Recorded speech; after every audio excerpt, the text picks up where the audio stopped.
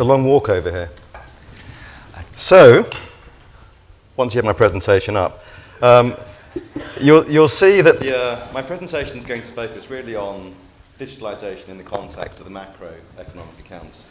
What I won't talk about, and many of you may be familiar with this, is a lot of the work the OECD has been doing over the last couple of years on broader aspects of digital economy. And we had a ministerial at the OECD in March, where we looked at the digital economy from a number of different policy perspectives, one of them being measurement in the context of the macroeconomic framework, from which there was a publication called Measuring Digital Transformation, and from that there are 19 different roadmaps in terms of improving the quality of measurement going forward.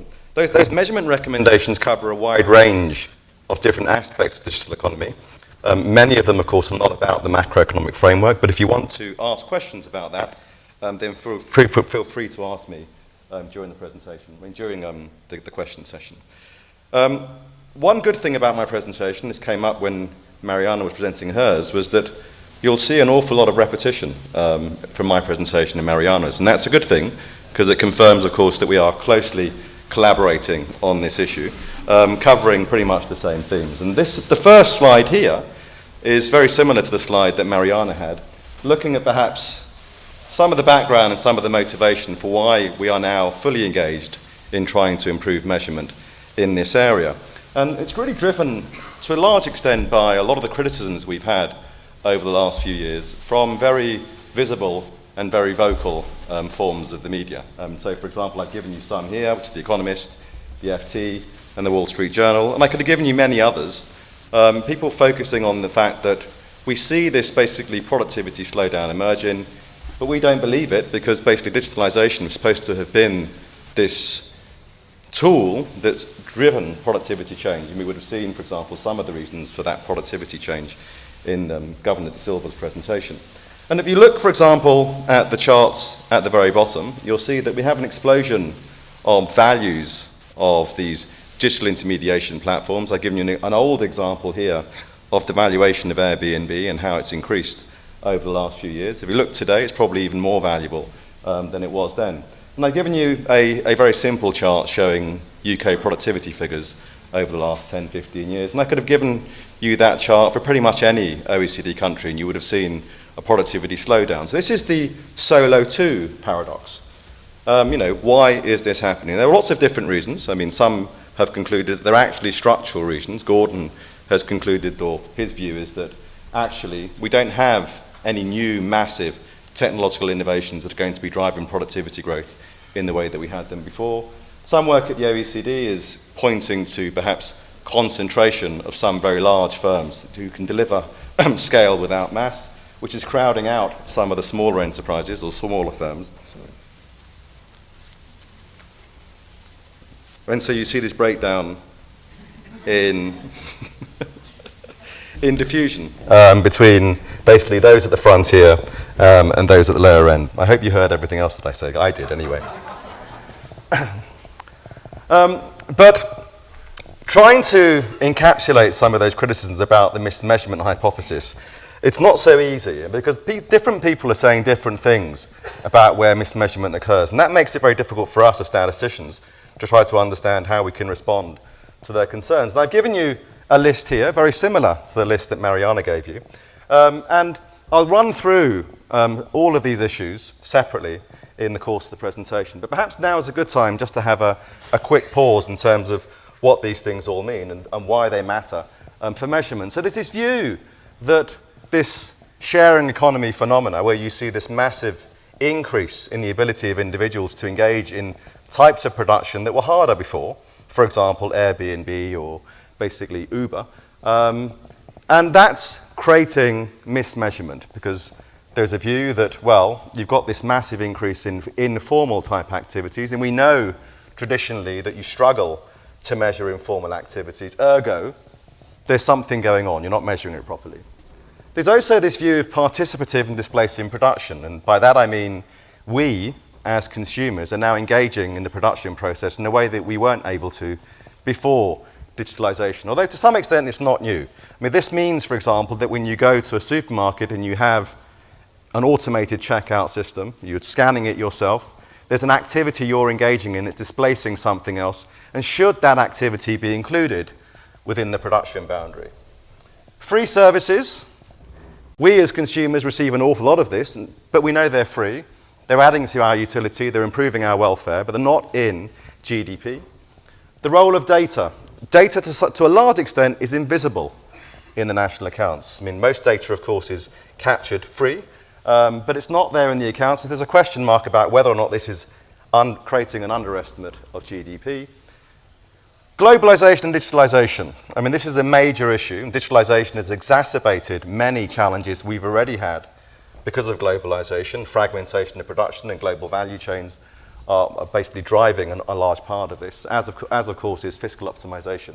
And last but not least, and this is something that's been on the agenda of the macroeconomics community for about 20, 30 years, price change. How do we measure price change in digitalization? Is a similar question to how do we measure price change in the services sector, something that we've basically troubled ourselves with for an awful long time. So let's run through, for example, some of those challenges. So when we talk about these peer-to-peer digital intermediaries, we know that they're appearing throughout throughout the economy. We have dwelling services, transportation services, delivery services, different types of business services, distribution services. And of course, the issue here is that you've got this explosion in these informal activities. That's very true, but it's also important to recognize that what's also happening here is that we're seeing this quasi-formalization of activities that used to be very difficult to observe. So if you had unlicensed taxi services or people letting out their homes in an unlicensed manner, those are much harder to capture in the economic accounting framework than they are today, because today there's a form of basically transaction or invoice that allows these things to be picked up. So to some extent, the idea that this has made things worse from a measurement perspective is perhaps misplaced. In some respects, it's made it easier because we now have mechanisms that might allow us to capture that.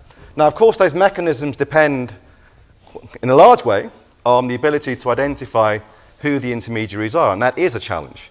Okay, but it is important to recognize that conceptually, there's nothing new here. So the reference to perhaps the old wine and new skins is relevant here, because we're not talking about new economic activities, we're just talking about new ways in which old economic activities are now being delivered. And we're trying to say that, okay, conceptually they're in the framework.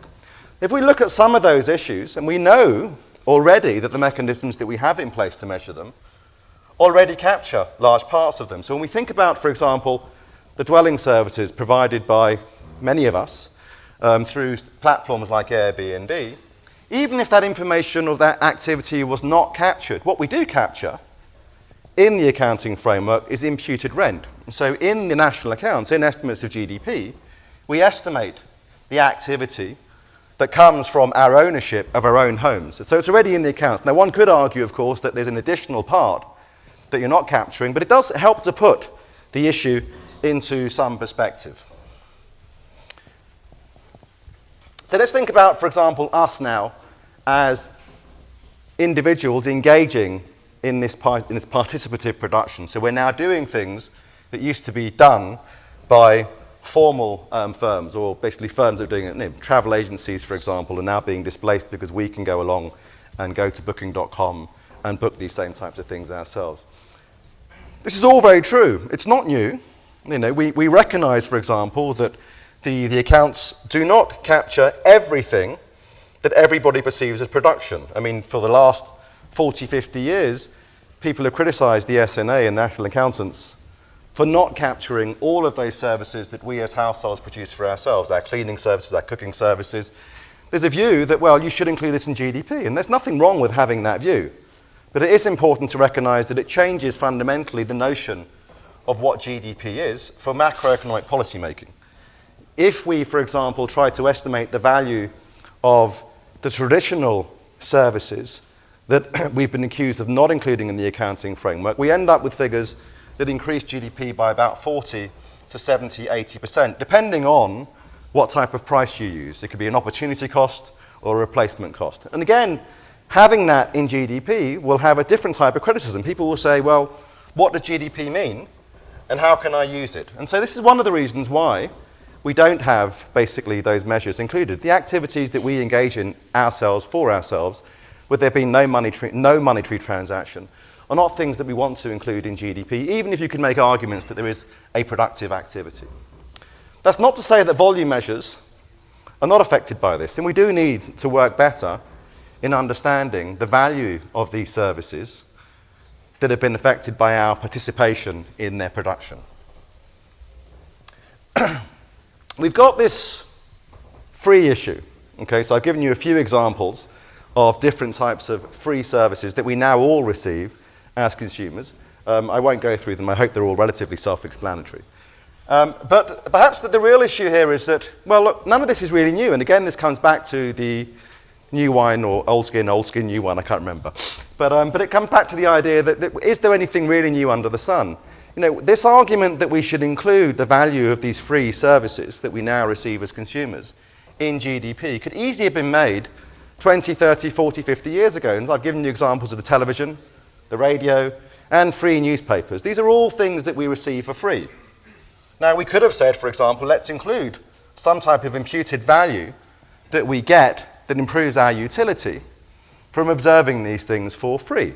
They're all financed via advertising, and today there's a combination of advertising and data that finances those models. But there's nothing really new here, and including, for example, the value that we receive freely from these types of services, again, can have distortionary impacts on GDP. I mean, ultimately, the question will be that, are you seriously telling me that my GDP has increased because more people looked at YouTube videos this week? I mean, that would be what we boil down to. It also creates issues in terms of the way that we perceive measures of inequality.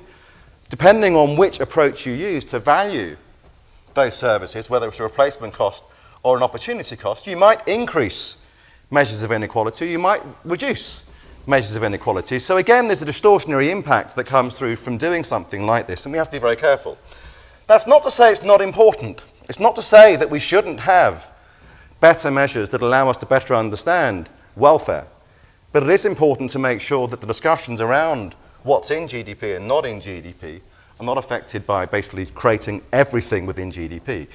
You'll see in the presentation, if I have time, that this is something that we're going to be looking at and we want to mainstream in the accounting framework, but not as GDP. Now, this is a thought experiment.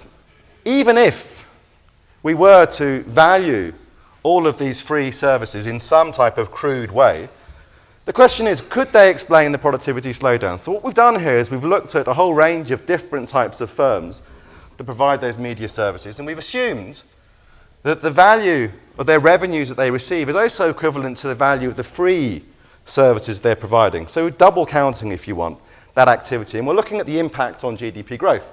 And you can see that in the highest case scenario in the US, you increase GDP by about 0.1% using this extreme measure. We've also looked at valuing some of the platforms on the basis of their data. And again, we don't see massive changes come through. So we don't want to include it in because we think it's distortionary, but it's also true that it cannot explain the productivity slowdown. And that's to some extent the start of the presentation. Can it explain the productivity slowdown? We've done something similar for Wikipedia, and again, looking at the valuation of Wikipedia, the value they provide, doesn't really add an awful lot to global GDP. Now, data as an asset, this is a real big issue, and it's an issue that basically started back in the 1993 SNA, was crystallized in the 2008 SNA. So when we capitalized databases in the 1993 system of national accounts, we had a long discussion about whether or not that value of data, the value of the database, should include the value of the underlying data. And we concluded no.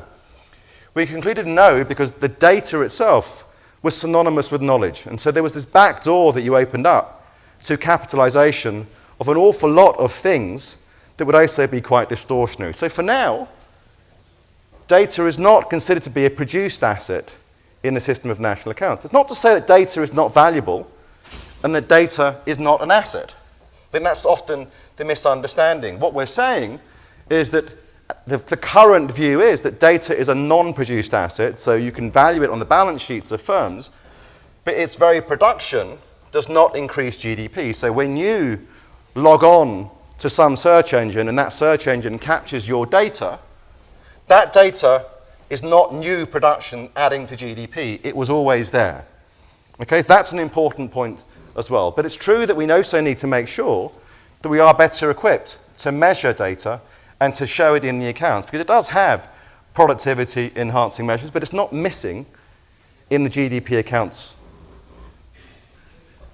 This is really the big issue. This nexus of globalization, digitalization has really created massive problems. And some of the problems are old.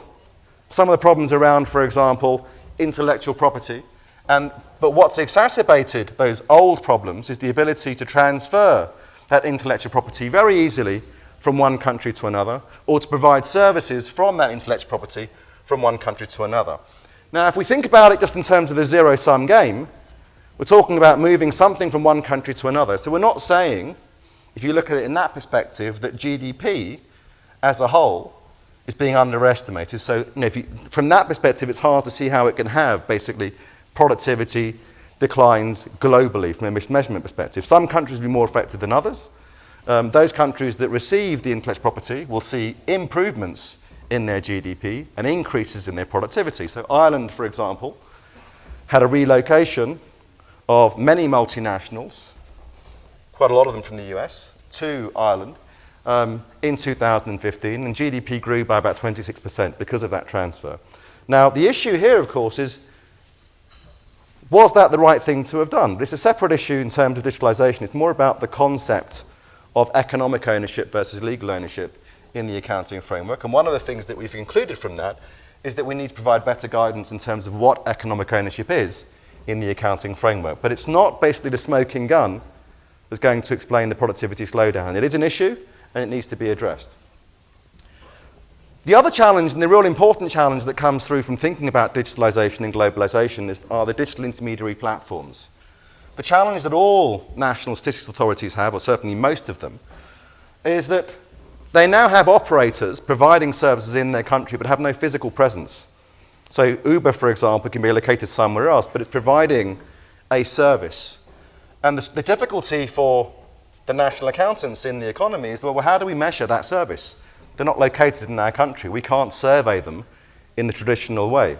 So we have to be quite imaginative in thinking through how we can value those services. Now, of course, we can look at things like household surveys, and you can ask households, how much did you spend on these types of services? But that does require changes to the system, not the system of national accounts, but the system of collecting information. We need to make sure that the way we think about digitalization is captured in the basis of the underlying surveys that we use to measure the economy.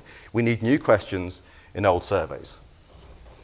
This really matters in the context of international trade for de minimis trade. And so we now have this explosion, potential explosion, because it's hard to measure, in our ability to import goods and services from anywhere in the world ourselves without going through a local intermediary. So in the past, we'd go to the supermarket and buy an import, or go to a shop and buy an import. But now we go online and we buy an import. And that import may not be captured in the customs statistics.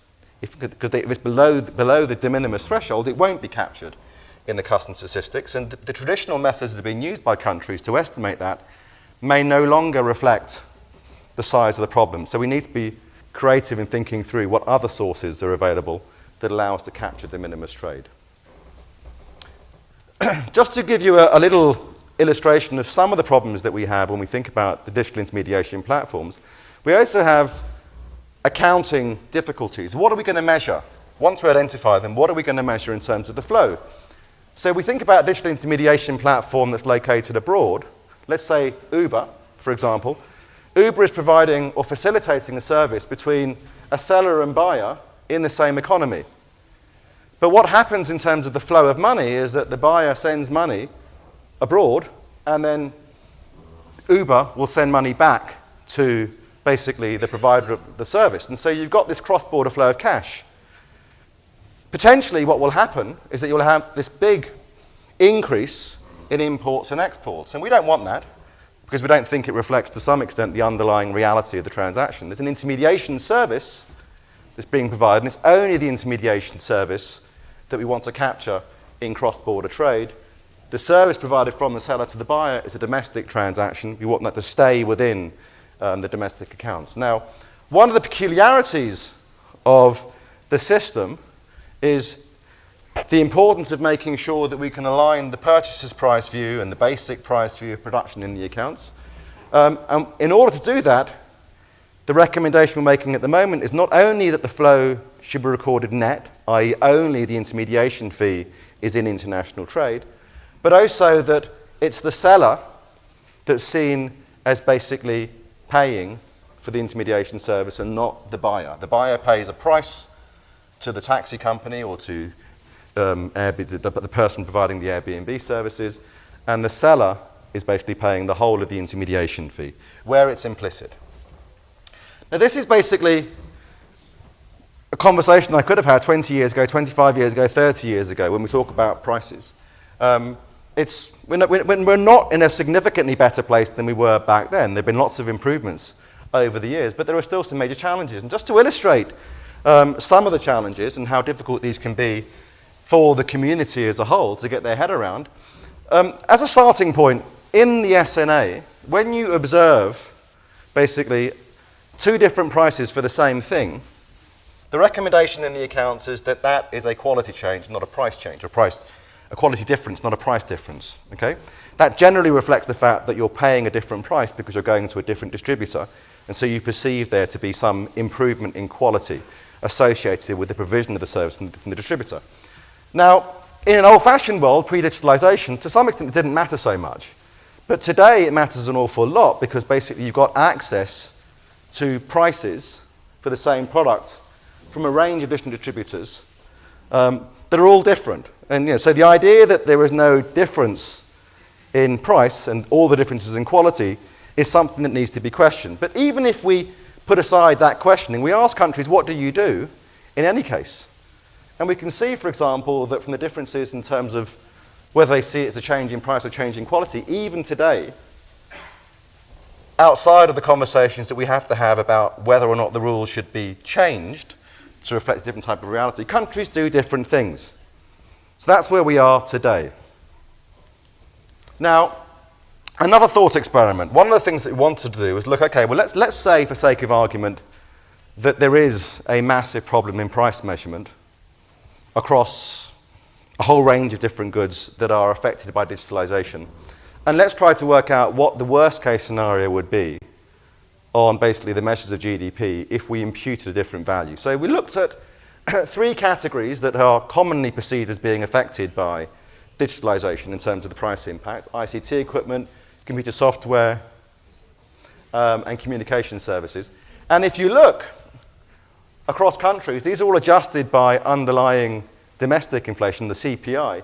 You see massive differences in the price indices that countries, or deflators, that countries are using for those different products. Big differences. And so, of course, that's a smoking gun of sorts. You're saying, well, look, that can't possibly be the case. You can't have that amount of price difference over a long period of time for the same, ostensibly, products. Many of them are often produced, basically, in one country and exported to another. Okay? So, but we said, okay, well, let's say, for sake of argument, that we take, for all other countries, the Australian measure for ICT equipment, and for all other countries, the Australian measure for computer software, and for all other countries, the French measure for communication services. And let's recalculate GDP based on these price indices. We don't get a massive difference in GDP growth.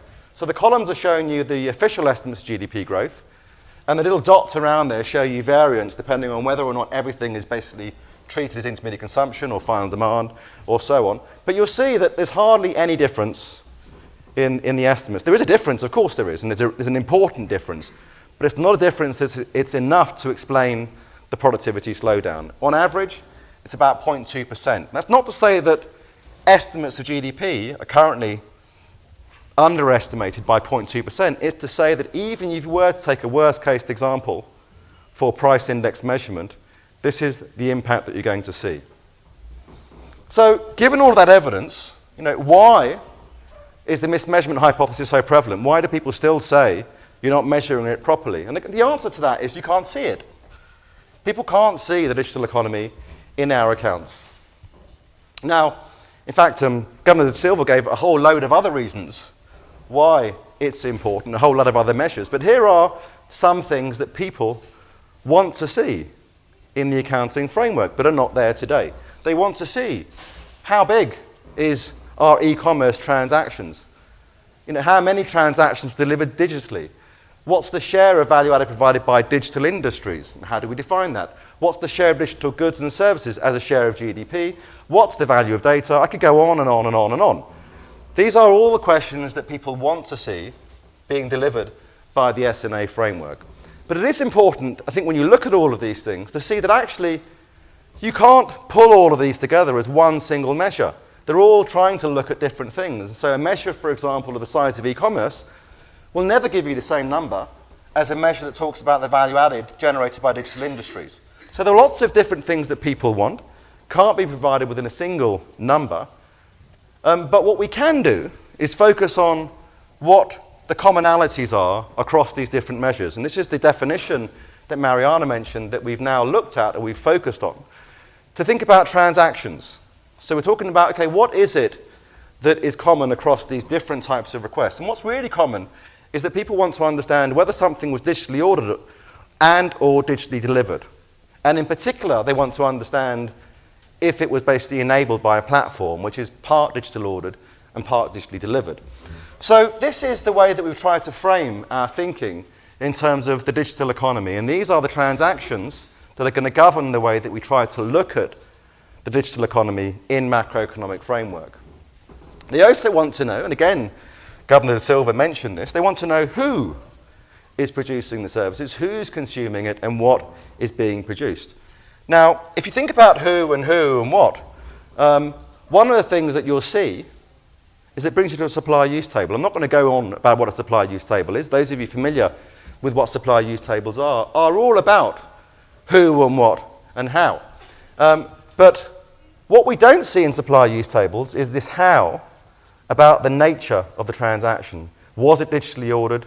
Was it digitally delivered? So we developed two frameworks. One of them is basically to govern measurement in the system of national accounts for basically GDP purposes, and a very similar framework has been developed basically to look at digital trade. Both of them are driven fundamentally by the idea that we need to have information on the nature of the transaction. Was it digitally ordered?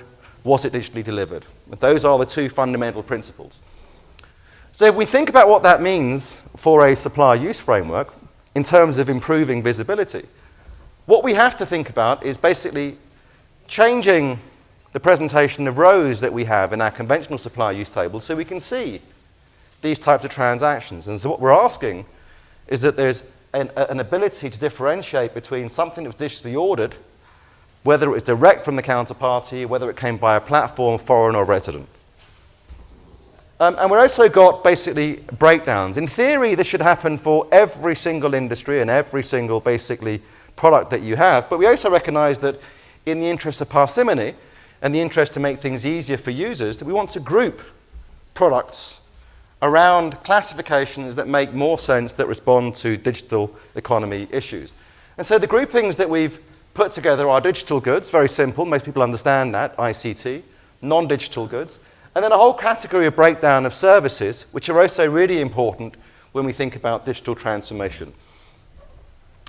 Importantly, and this responds to the issues around basically well-being, we've also recognized that the framework needs to have some explicit reference to non-monetary transactions, those things outside the system of national accounts. And so there we include data and free digital services provided by businesses. Digitally delivered is not broken down by all products. Instead, to try to make things easier in terms of filling in the supply use tables, because even a conventional supply use table is hard to fill in. A conventional supply use table now broken down by additional transactions of whether it was digitally ordered and delivered is even harder. So rather than have all products broken down by digitally delivered as well, we've included just a column in your supply table that says, here is the total supply of goods, this is how much was digitally delivered. So much easier to fill in than breaking it down by every single type of digitally ordered and digitally delivered and so on. Now, this is basically a view of those services that can be digitally delivered. I'm not going to go through this, but there's a lot of work that's been going on. Now, why do we need to have separate transactions on digital intermediation platforms? Because we've got digitally delivered and we have basically digitally ordered. Digital intermediation platforms fall within them. And there are two reasons. One, of course, as you've seen already, and you will see during the rest of the day and tomorrow, there are basically significant policy needs to better understand the platforms. That's where an awful lot of the attention is. You know, what is Uber doing? What is Airbnb doing? Where are they? And so we want to understand what they are in the system. We want to make them explicit in the system. But it's also because they provide significant measurement challenges, those that I mentioned before about the formalization of informal activities and how do we measure them when they're abroad. On the industry side, the view is to try to collapse firms or reaggregate firms into new groupings that better respond to our understanding of digitalization. And so we've got a grouping of 7 different categories of firms: digitally enabling industries, which is the ICT sector, digital intermediation platforms, data and advertising-driven digital platforms. So here, for the first time, you'll see the Facebooks and the other firms that are generating free services to us as consumers, but you'll also be able to see their business model. People will be able to say for the first time that, look, they're there. Their value added is there. What they sell is there as advertising services. But we'll also be able, because we have below-the-line transactions, the data, for example, and the free services, we will also be able to show this is the value of the utility of the one that they provide, you know, a measure of the consumer surplus. This is what the whole table will look like. I'm not expecting you to have a photographic memory and retain this, but just to give you an indication that there's an awful lot of information that will be provided in the framework. We've also developed a decision tree that allows compilers to take a given firm and work out where they fall in that matrix of the schema of different industries. So where are we? Now, I've dropped the informal here that Mariana mentioned. I will just say that the informal advisory group is called informal only because within the OECD we have this distinction between bodies that are formal and bodies that are informal. And bodies that are formal are much harder to implement than those that are informal. And so it's much easier to get things moving quickly to have an informal body. So the supply use tables have been developed by the advisory group. They've been circulated. There have been a list of key indicators that have also been circulated to countries. And we will see what happens. Now, I'm not expecting any single country to provide a full digital supply use table anytime soon. There are different parts of those tables which are easier to complete than others. And so if you think about the value added provided by digital industries, that is feasible for all countries. All it requires is a reallocation of firms from one sector to these new groupings of digital economy activities. So everybody can do that, and we'll just see what happens going forward. For digital trade, it's based, as you saw, on exactly the same organizing principles. The nature of the transaction is what governs what we try to measure in the system. And we've also developed this reporting template that we're asking countries to fill in, which just captures those cross-border digital trade dimensions. And you'll see as well that we have below the line this concept here of broad digital trade, which has changed now just to non-monetary digital trade to make it clearer what's being measured. There's a handbook that's been developed. That handbook will be discussed in 2 weeks in Paris at another informal group, an informal task force of the Interagency Task Force on International Trade Statistics. A first version was delivered this March to UNSC, just for global consultation and discussion. So version 1 will be available online before the end of the year. And that provides basically a conceptual discussion about those issues affecting digital trade in particular, but also compilation guidance and recommendations for countries in terms of how they can measure these transactions. So just as a wrap up, and I'm amazingly on time, it's the first time ever. We don't think that basically mismeasurement can explain the productivity slowdown. I mean, there's certainly mismeasurement, there's always been mismeasurement, there's always things that we can do better. But there are a lot of things going on right now to improve some of the real issues. The real issue being visibility. We can't see it, show it to us. So that's where we are at the moment.